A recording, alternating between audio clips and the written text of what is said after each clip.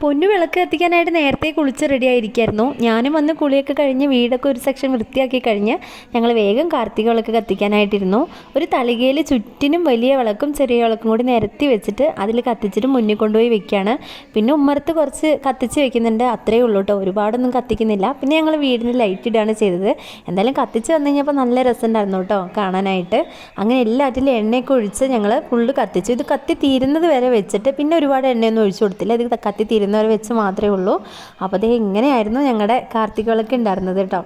പൊന്നു അകളി വീട്ടിലായിരുന്ന സമയത്ത് കാർത്തിക വിളക്കിൻ്റെ ദിവസം 3 ദിവസം മറക്കാണ്ട് അമ്പലത്തിൽ പോകും കേട്ടോ. അവിടെ വിളക്ക് കത്തിക്കാനൊക്കെ ആയിട്ട് സഹായിക്കും ഒക്കെ ചെയ്യും. അവിടെ സ്റ്റെപ്പ് തൊട്ടേ വിളക്ക് വെച്ച് പോകലാണ് കേട്ടോ. ഇവിടെ നമ്മൾ ആകെ കുറച്ചേ വെക്കുന്നുള്ളൂ. പൊന്നുവിന് എല്ലായിടത്തും വെക്കണം എന്ന് ആഗ്രഹം ഉണ്ടായിരുന്നു, പക്ഷേ സമയം ഞങ്ങൾക്ക് വല്ലാണ്ട് നേരത്തെ തന്നെ അറേഞ്ച് ചെയ്തൊക്കെ വെച്ചിരുന്നെങ്കിൽ വേഗം വേഗം വെച്ച് തീർക്കായിരുന്നു. ഇതിപ്പോൾ സമയം വല്ലാണ്ട് വൈകി. എന്തായാലും ഞങ്ങൾ ഏകദേശം ഇങ്ങനെയൊക്കെ ഒപ്പിച്ചെടുത്തു.